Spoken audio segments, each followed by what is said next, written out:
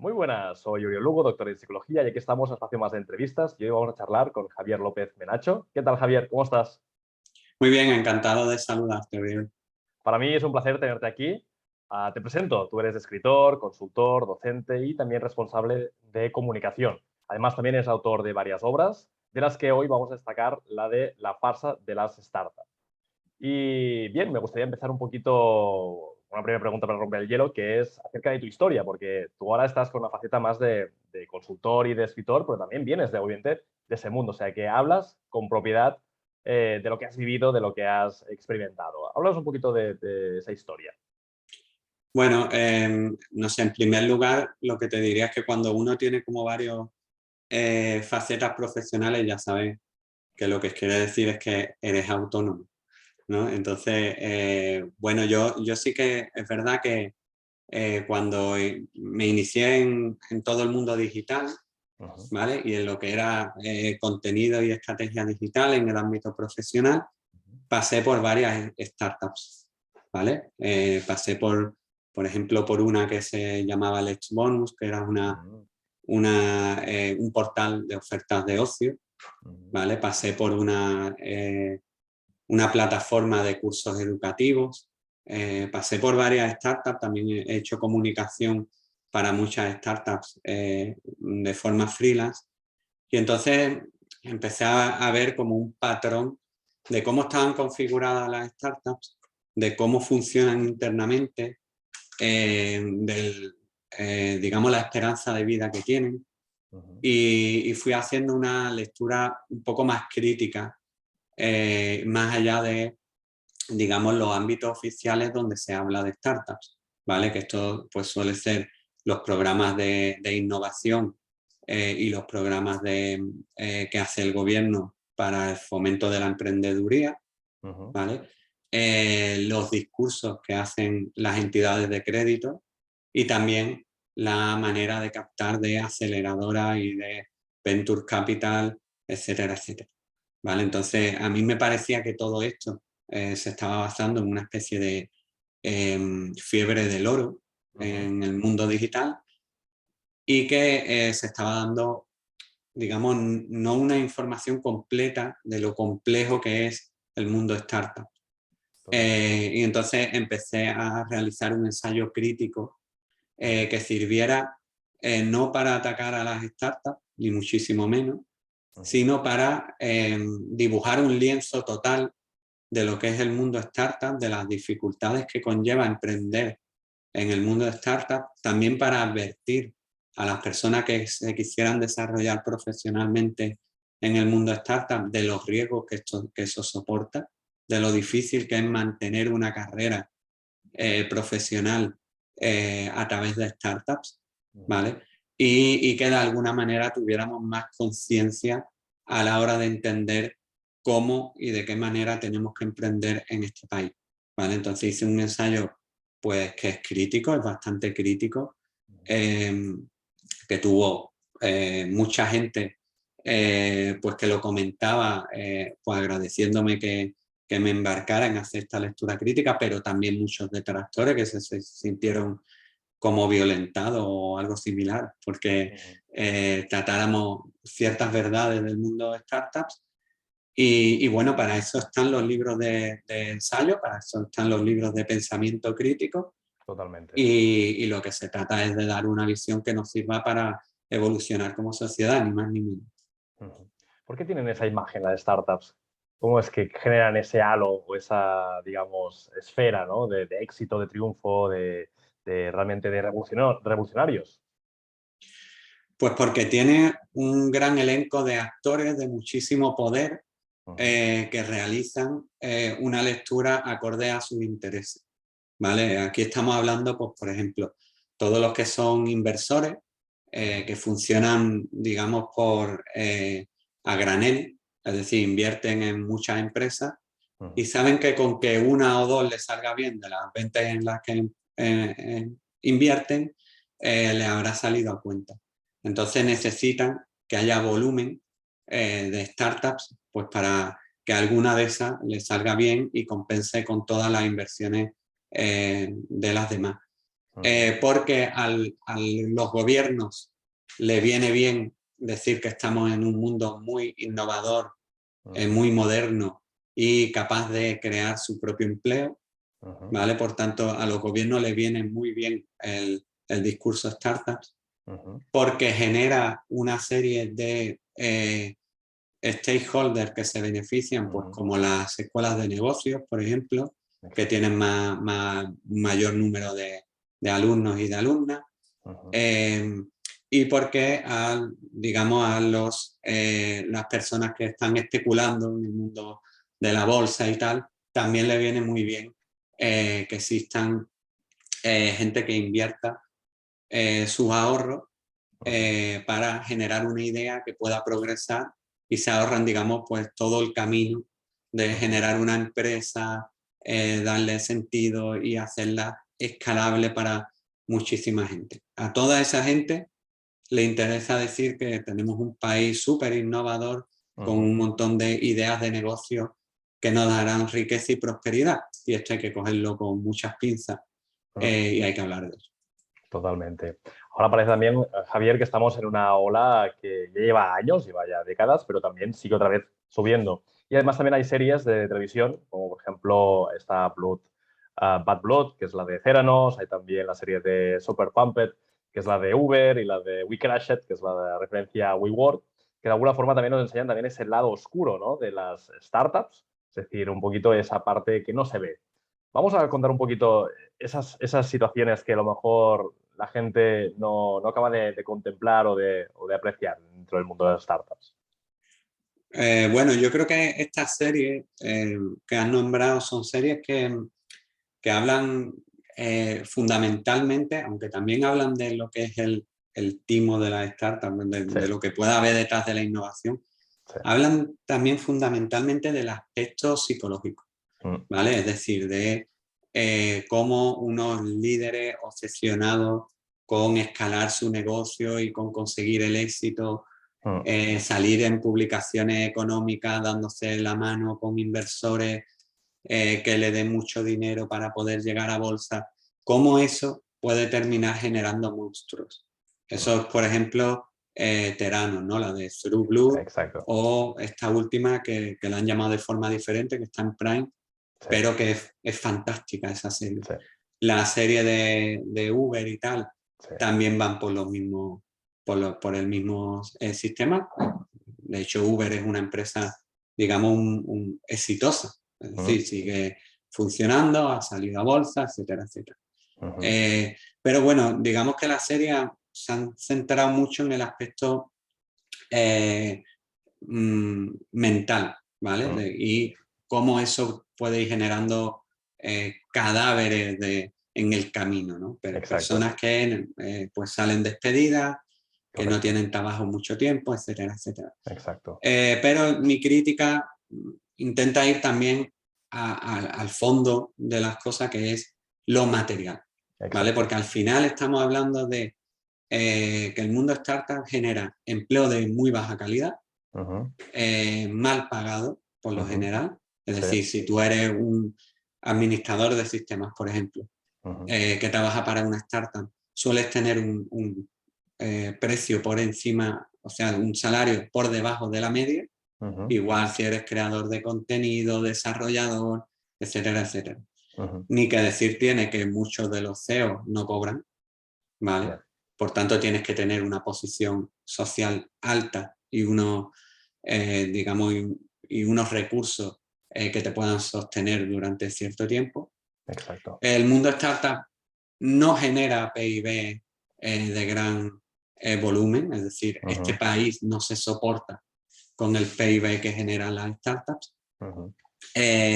Y luego hay que tener una cosa clara, que de cada 10 startups que se generan, 9 no llegan a los 2 años de vida. Es decir, solo una pasa, digamos, su primera fase, que es la fase semilla, etcétera, etcétera. Solo una sobrevive a los 2-3 años, ¿vale? Por tanto, estamos hablando de un ecosistema en el que hay una altísima rotación, en la que no puedes generar un proyecto de vida que no sea el permanecer ahí hasta ver qué sucede. Exacto. Y por tanto nos genera personas más libres. Y claro, todo esto lo que se trata es de debatirlo para que al menos las personas que van a trabajar en startups y que se van a dedicar a las startups sepan que es un mundo muy complejo, muy difícil, en el que es muy difícil permanecer. Claro, porque supongo que la forma que tienen las startups para poder captar ese talento es a base de promesas, ¿no? A base de promesas de acciones o de opciones de compra de acciones o de regalías futuras, porque si no, no se acaba de entender que un programador, ¿no?, pueda apostar su carrera a una empresa que a lo mejor le paga menos que la competencia en una empresa, digamos, no startup. Efectivamente. A ver, puede darse el caso de que unos inversores te den muchísimo dinero y tú inviertas ese mucho dinero en grandes salarios, Claro. ¿vale? No suele ser el caso. Por lo normal, los salarios son bajos o medianos comparado con el mercado laboral y tú necesitas mucho dinero para invertir. ¿Para invertir en qué? Uno, en desarrollo e innovación, Claro. ¿vale? Porque siempre hay una promesa de innovación en la startup, de hecho es fundacional para entender que una empresa es una startup. Exacto. Dos, en marketing, porque necesitas ser cada vez más influyente y tener una base de datos y una base de negocio cada vez más alta. Totalmente. Y tres, en recursos varios que te puedan dar posibilidad de acceso o a nuevos inversores, ¿vale? O finalmente llegar a bolsa. Entonces, finalmente, no es tan fácil que tú dediques recursos a salarios competitivos, ¿vale? ¿Cómo se sustituye eso? Pues como bien tú has dicho, se suele sustituir pues dándote un porcentaje de las acciones de la empresa. Exacto. Y ofreciéndote un futuro próspero, ¿vale? Una idea de futuro próspero.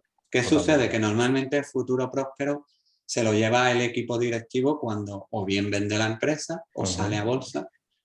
Y los demás, digamos, no se llevan gran parte de pastel, si se llevan poco.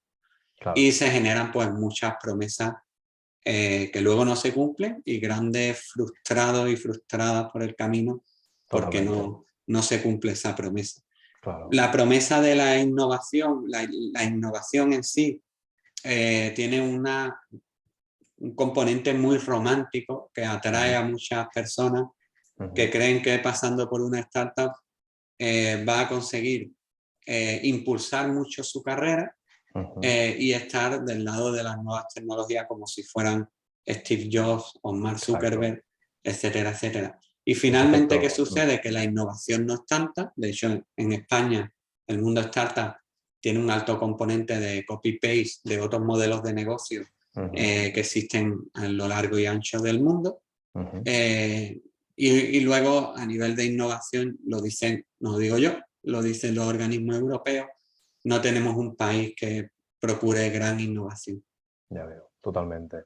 Y además también por lo que puedo llegar a entender también, Javier, es que las empresas que son startups muchas veces, al menos en un principio, es una carrera contra el reloj a la hora de conseguir dinero, conseguir inversiones, porque por sí mismas entiendo que no generan o generan muy poquito.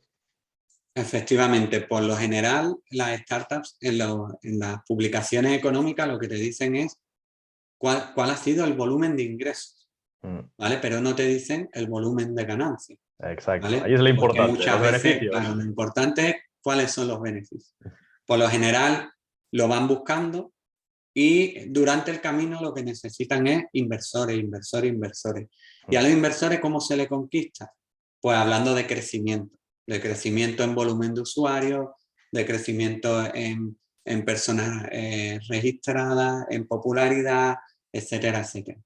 ¿Vale? Muchas veces los discursos de venta a inversores están llenos de números inflados, de números fakes, y finalmente también a los inversores les genera una gran frustración cuando se dan cuenta que son modelos de negocio que no son exactamente lo que dicen. Pero es que el modelo está hecho de tal manera que tú necesitas vender esa idea, por lo tanto necesitas un discurso atractivo, por lo tanto muchas veces pues te pasa como a la Elizabeth Holmes, Exacto. Que ella cree, esta es la CEO de Terano, Sí. ella sigue creyendo que ella no fue, digamos, no dijo ninguna mentira, sino que fue un producto del business y de las condiciones que genera para inversores, etcétera, etcétera. ¿Podemos ver también algún tipo de perfil que se repita en los CEOs o los fundadores de ese tipo de empresas? ¿Hay Sí, algún sí, tipo de sí, patrón? sí, sí, está clarísimo, vamos. Es un hombre de entre 35 y 50 años, Ujú, blanco, o sea, ujú. es muy raro que encuentre musulmanes Mujeres o de personas color. negras, etcétera, Sí. etcétera.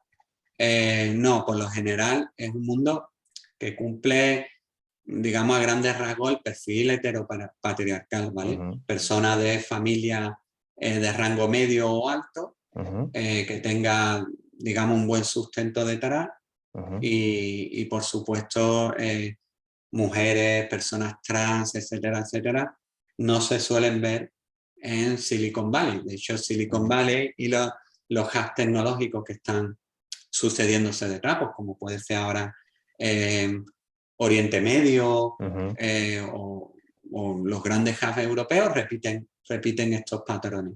Existen movimientos que ya están intentando luchar contra ujú, ese estereotipo, como puede ser el ujú, movimiento Zebra en Estados ujú, Unidos, ujú, que lo que dice es que en vez de proponer un unicornio, que es un animal mitológico, propone la cebra, que es un animal real, ujú. con Qué bueno. líneas negras y blancas, que Ujú. simboliza la heterogeneidad. Muy bien. Así nos Eh, olvidamos de unicornios, de centauros, exacto. de ponis, cosas más Claro, el terrenales. unicornio no deja de ser una imagen idílica, no real, a la que tú aspiras y que esperas ver que eres en algún momento.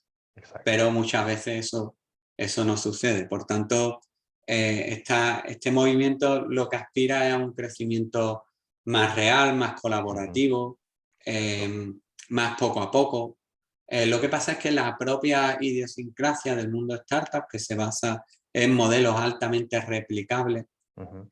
lo hace complejo, lo hace Claro, porque es difícil. un entorno depredador, ¿no? Incluso hay muchas empresas que han crecido a base de tener pérdidas. Es un poquito esa filosofía de incluso de Amazon, ¿no? De estoy 10 años de pérdidas para luego acaparar todo el mercado y entonces ya tengo el monopolio. Efectivamente. Bueno, de hecho, yo no diría que es tan solo del mundo startup. De hecho, el mundo de startup va generando continuamente nuevas ideas, sino del mundo en general. Casi Claro. todos los mercados están sufriendo pues una constricción en base Mm, a que las grandes empresas van comprando poco a poco a todos los niveles pues empresas pequeñitas, empresas locales, las absorben efectivamente. durante 3 años, 4 años, siguen con su nombre original, Ujú, al cuarto ya pasan a ser parte de una gran corporación, exacto. ¿vale? A no Pierden en ser que se divisiones. quiera respetar la idiosincrasia. Pero por lo Exacto. general, lo que está sucediendo es que el mercado se está yendo cada vez más a menos manos, cuando lo Mm, que se trata, digamos, es que este mundo debería ser pues que reparta la riqueza y que la deje ujú, cada vez más en manos totalmente. diferentes. Sin embargo, se están dando ya lo que son empresas-estado, como puede Mm, ser sí, las grandes tecnológicas exacto. tipo Google o tipo Microsoft, etcétera, etcétera, a las que, por cierto, les viene extraordinariamente bien el mundo startup, Mm, porque les genera disrupción, les genera innovación, les ujú. atrae talento muy barato y muy fácil de absorber. Exacto. Es un poquito como que tienen, como si fuera un equipo de fútbol, ¿no? Tienen las canteras a su disposición. En cualquier momento pueden hacer fichajes o absorciones. Un gran paralelismo, siempre lo he pensado, que es la gran cantera de Google y tal, es el mundo startup. Sí, Sí, sí, sí, sí, totalmente. muy brillante ahí, Orión. Y podríamos también decir que en el campo de las startups hay muchos jóvenes que ahora quizás están viendo este vídeo o esta entrevista y de alguna forma tienen esos sueños, ¿no? Entonces la idea sería empezar a enseñarles ese camino, pero no porque sea un mal camino como tal, sino porque a lo mejor hemos de reinventar, ¿no? El modelo startup. Bueno, es complejo de reinventar porque ha conquistado demasiados actores, demasiado influyentes para cambiar el modelo, ¿vale?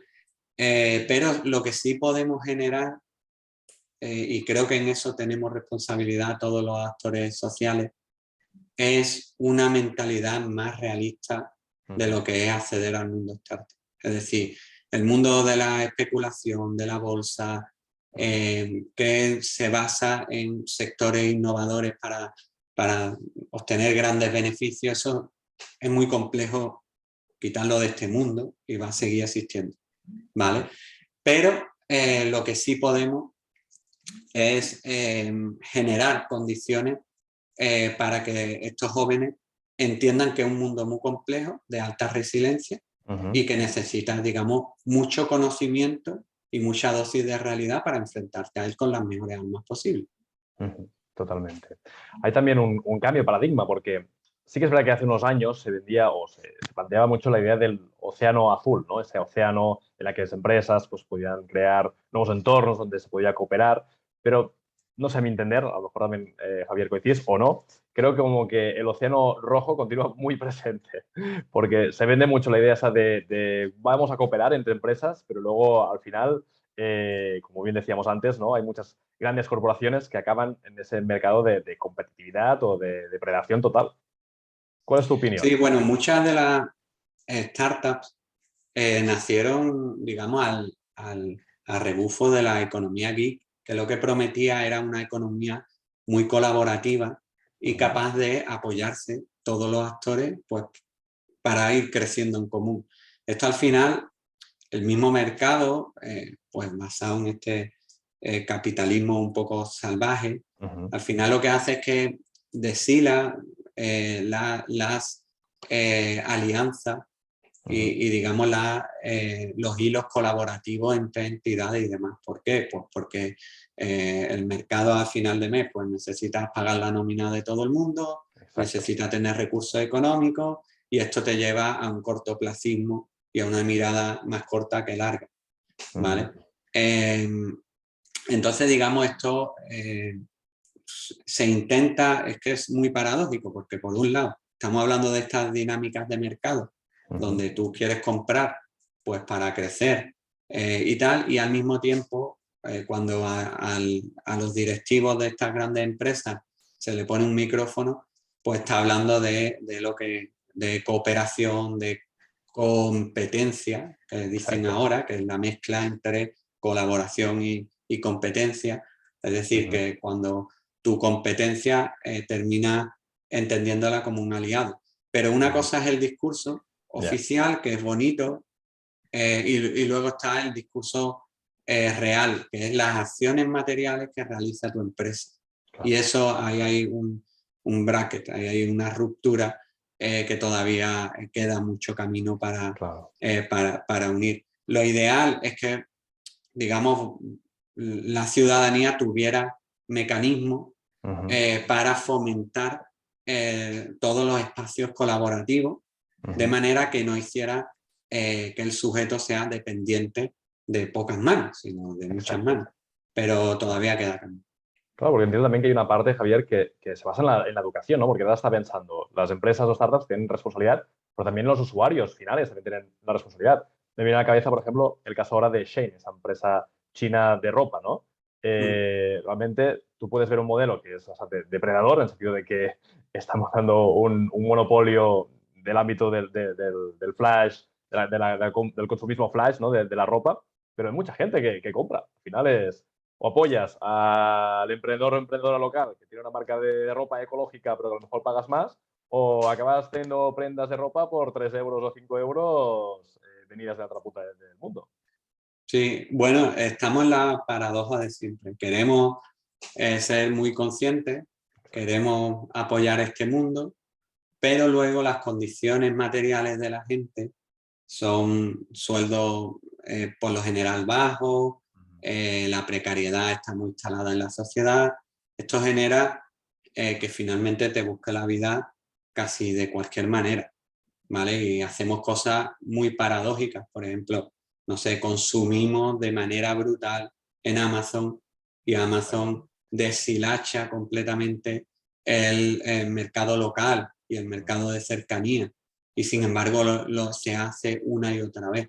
Pues este tipo de cosas estamos como destinados por el mismo sistema en el que estamos inmersos, ¿no? Entonces, al final, ¿qué nos queda? Al final lo que nos queda es un poco apelar a la responsabilidad individual para hacerlo, pero esto es muy peligroso porque realmente es como cuando vas no sé, al supermercado y te dicen tienes que utilizar bolsas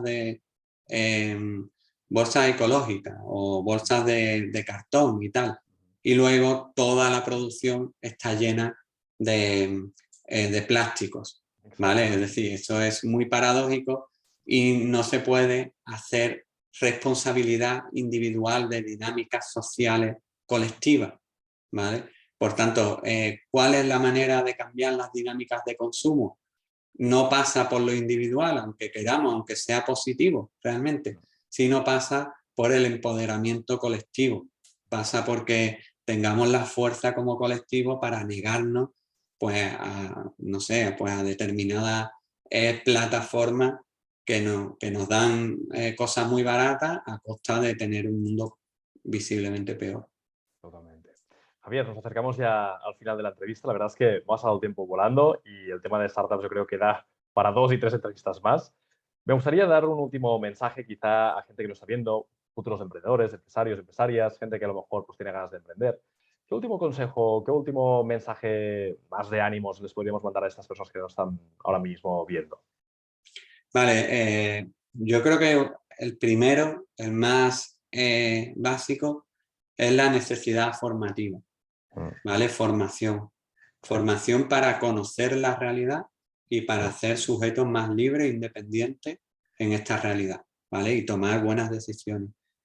La segunda, apuntabas tú, otra cosa es tejer alianzas de valor, ¿vale? Es decir, tener personas y entidades con las que compartan una manera de ver el mundo y que te puedan ayudar en el camino, ¿vale?